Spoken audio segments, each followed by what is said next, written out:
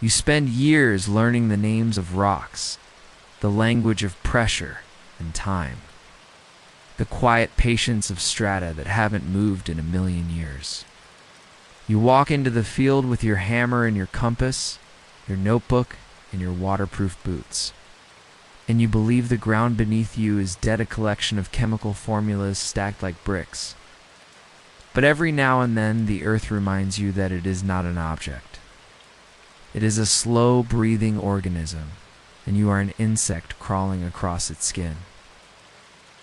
Tonight, I'm telling you 3 stories from people who made geology their life's work and paid for that curiosity with something close to their souls. These are not campfire tales.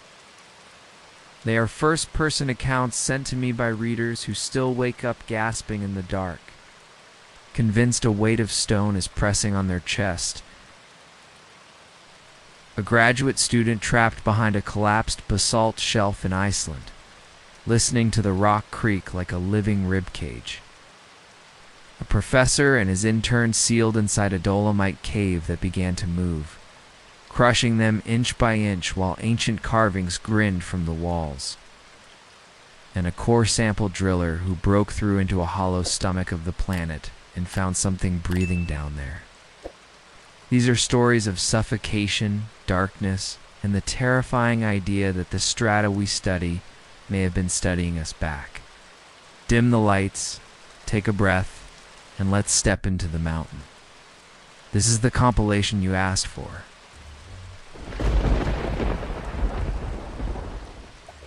My name is Ellen Voss, and I was a PhD candidate at the University of Reykjavik in Ardinghy, mapping the cooling fractures of a tertiary basalt flow in the highlands.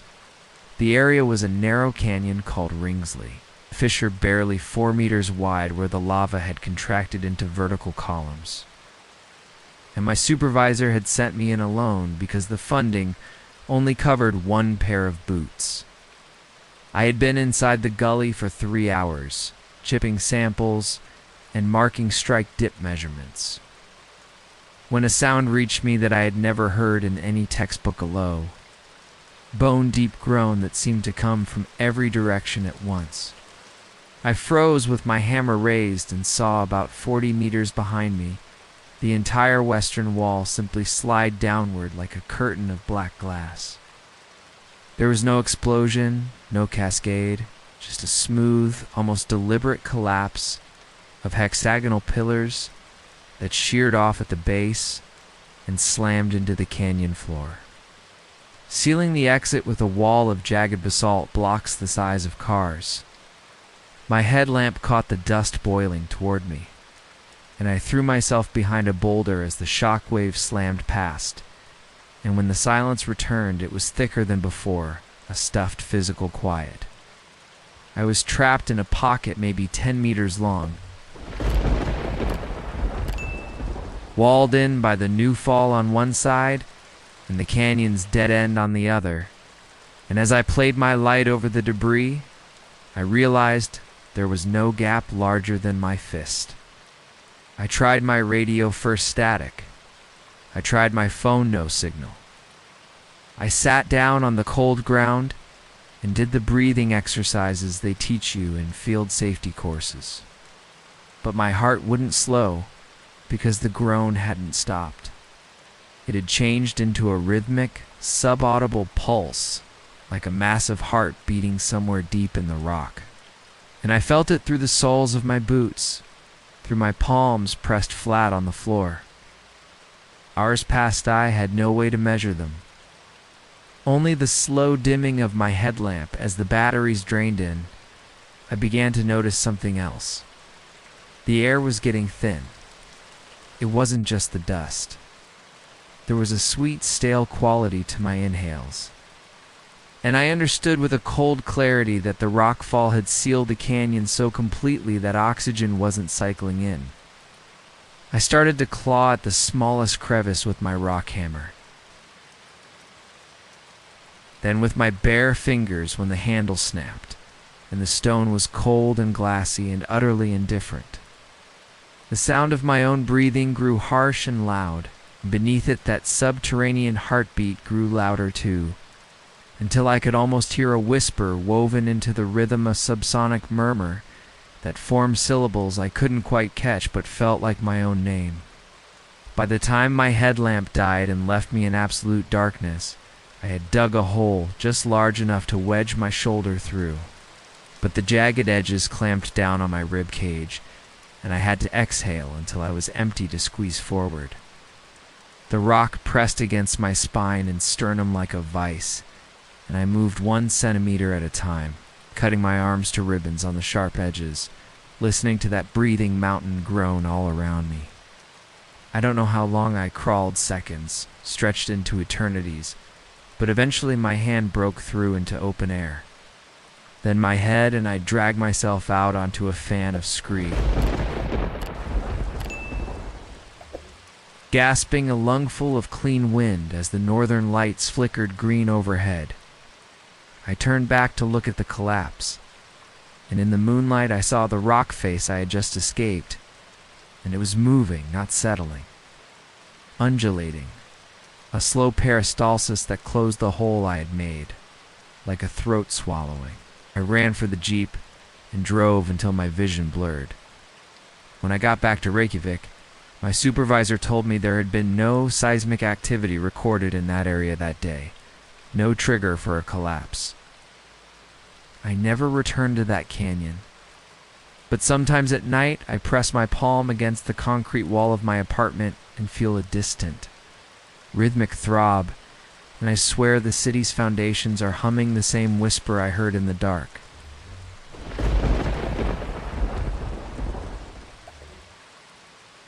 Dr. Marcus Hevel and his research intern, Simone, went into the Forcella cave system in the Italian Dolomites on a crisp October morning in 2017.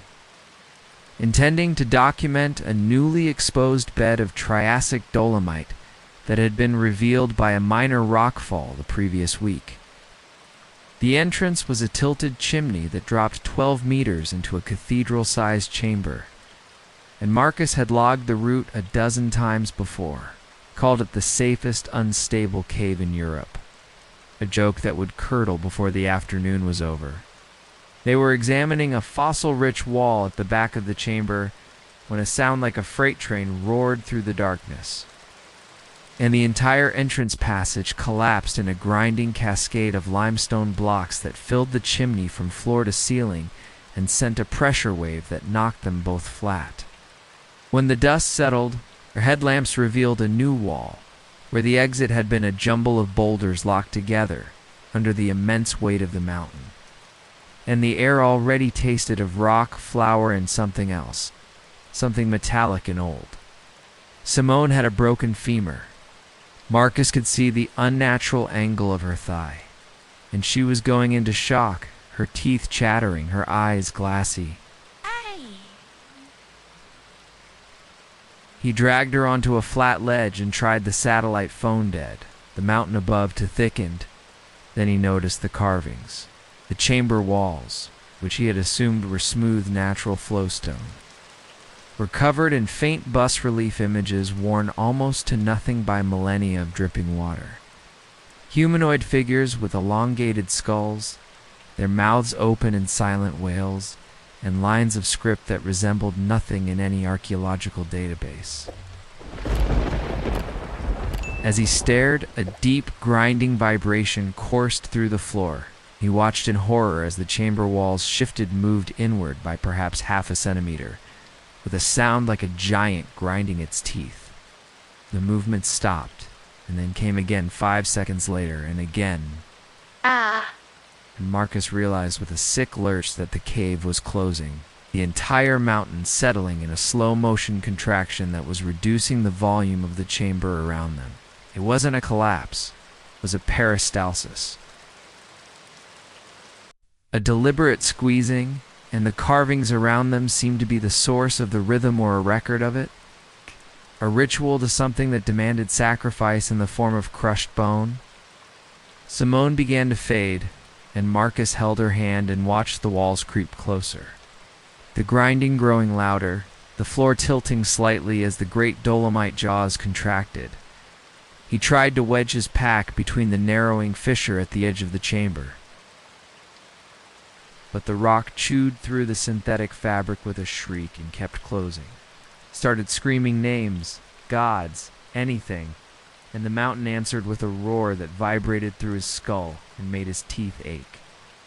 In the final hour, when the walls were close enough that he could touch both with outstretched arms, he felt something warm and wet splattered his face. It was blood, welling up from hairline cracks in the stone, as if the rock itself were vascularized, sweating iron-rich moisture that dripped onto his skin and into Simone's unblinking eyes.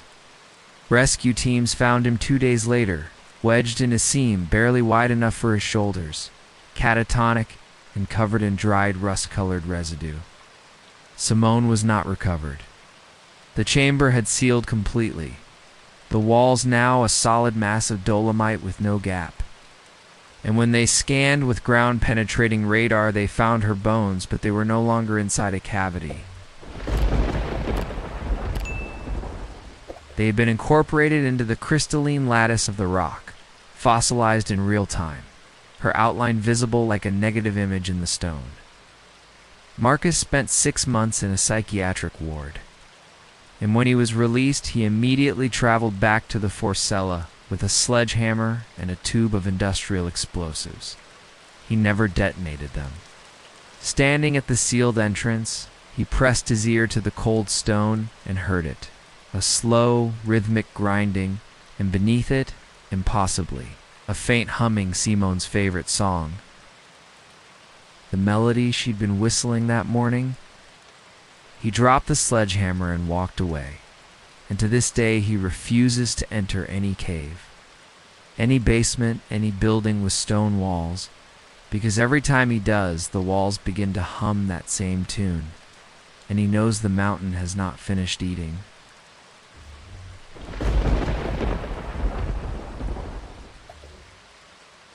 I was part of a 3-man crew contracted to drill exploratory core samples on a remote plateau in the Atacama. Desert in 2020? Searching for copper-bearing porphyry. The rig was a diamond-tipped rotary beast that chewed through 100 meters of rhyolite a day. And we were bored and sunburned and counting the days until rotation when the drill bit screamed and plunged through a sudden void at 78 meters. The torque spike nearly sheared the rod, and a blast of pressurized air shot out of the borehole with a sound like a whale, exhaling moist, organic, and carrying a stench of decay that made my eyes water. We pulled the core barrel and found a cylinder of rock that ended in a jagged hollow, and inside that hollow was a thin layer of gelatinous, translucent material that pulsed faintly when exposed to sunlight. The project geologist, a woman named Cress, insisted we lower a camera, and what we saw on the monitor killed all conversation. A vast cavern, cathedral-sized. The walls lined with what looked like enormous tree roots, but were actually tubular structures of crystalline calcite, all of them pulsing with a slow internal luminescence. And at the center of the chamber, a pool of black fluid that rippled in the absence of any wind. Crest decided we needed a direct sample, and I drew the short straw. I descended on a winch cable, headlamp cutting the darkness. And the moment my boots touched the cavern floor, the air around me thickened, grew heavy and humid, and the luminescent tubes began to pulse faster in time with my heartbeat. I collected scrapings of the calcite, filled a vial of the black fluid, and was reaching for a fragment of what looked like fossilized wood when my cable went slack and a deafening crack echoed from above. The core hole had collapsed, a plug of rockfall sealing the shaft so completely that when I tugged the cable, it didn't budge an inch. I was entombed 78 meters underground with a few hours of headlamp battery and a radio that only hissed. I sat on a cold stone shelf and tried to control my breathing, but the cavern had other plans. that pulsing in the tubular walls became a deep, rhythmic thrum. And I started to see movement in the black pool ripples that formed a shape, a suggestion of a limb, an eye, something that was rising.